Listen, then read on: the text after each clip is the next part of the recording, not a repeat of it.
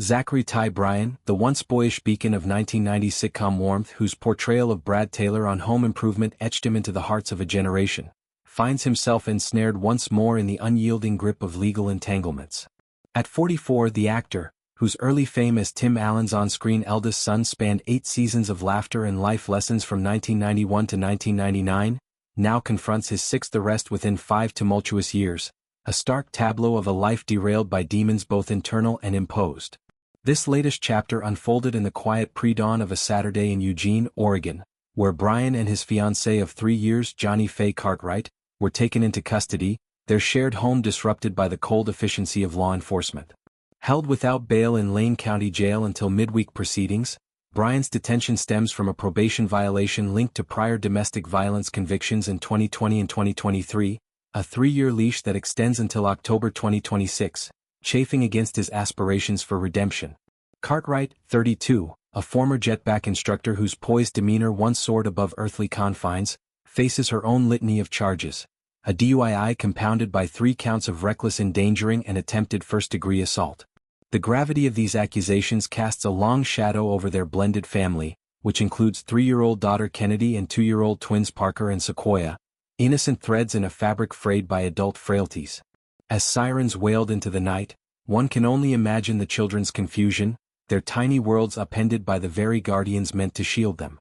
This arrest isn't an isolated storm but a tempest in a pattern. Bryan's rap sheet, a ledger of lapses, includes a January 2024 domestic violence charge in Myrtle Beach, South Carolina, against an unidentified woman with whom he shares children, a 2023 stint of 7 days in the same Oregon jail followed by 36 months of supervised probation for similar offenses, and a 2020 mandate for a batterer intervention program after an altercation with a 5'10" blonde, the details of which linger like unresolved chords.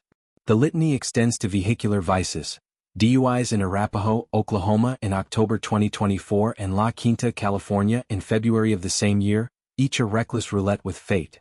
July brought a 5-year restraining order from an ex-girlfriend, her affidavit a harrowing catalog of physical abuses that, while uncharged criminally, scarred the public record.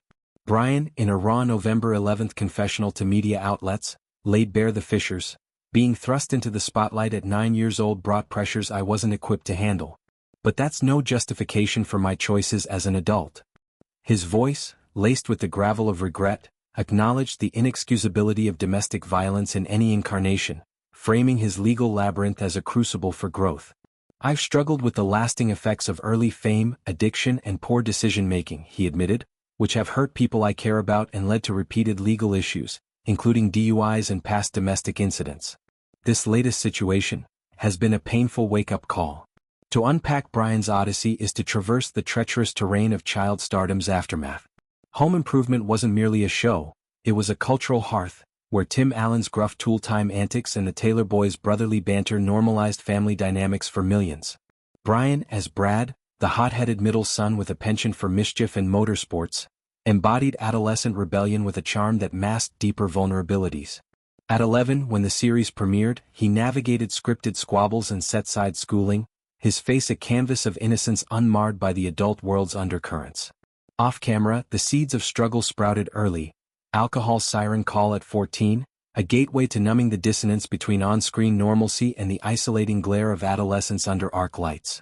Post-1999, as the series sunset, Bryan sought reinvention in the indie film circuit. Roles in The Fast and the Furious, Tokyo Drift and Raising Helen hinted at a pivot to edgier fare, but the transition faltered. The aughts blurred into ventures beyond the lens, a foray into real estate, stints in mixed martial arts promotion, and a cryptocurrency dalliance that briefly flickered with promise. Yet the undercurrents persisted. His 12-year marriage to high school sweetheart Carly Matros, a union that birthed 4 children, twin daughters Gemma and Taylor 11, Jordana 9, and Pierce 6, crumbled in 2020 amid whispers of strain.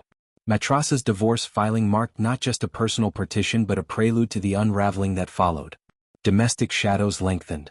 The 2020 Oregon incident, where Bryan was accused of strangulation and 4th-degree assault against a woman whose identity remained shielded, thrust him into mandatory therapy circles, sessions dissecting the anatomy of anger, the psychology of power imbalances, and the intergenerational echoes of unresolved trauma.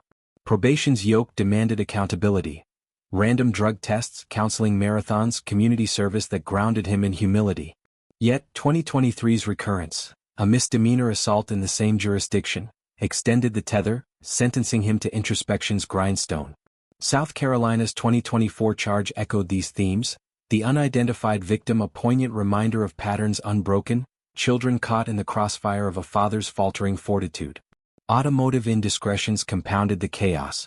The Oklahoma DUI, a nocturnal haze on rural roads, evoked the peril of impaired judgment behind the wheel, a metaphor for life's broader skid. California's February lapse, amid Coachella's lingering vibes, underscored a cycle of temptation unchecked. The July restraining order, penned by an ex whose bruises bespoke betrayal, painted Bryan as a man adrift, his apologies, public and private, ringing with the hollow timbre of habit. In custody's confines as he awaits Wednesday's hearing, Bryan grapples with probation's breach, perhaps a missed check-in, a relapse into old orbits, or the domestic discord that now ensnares his fiancée.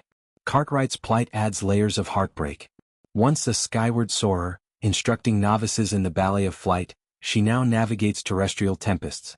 Their engagement in 2022, sealed amid the patter of new parenthood, promised partnership. Instead, it precipitated peril. The twins' coups and Kennedy's first steps, milestones meant for scrapbooks, now soundtrack a saga of separation. Child welfare's watchful eye looms, ensuring that innocence remains insulated from tumult.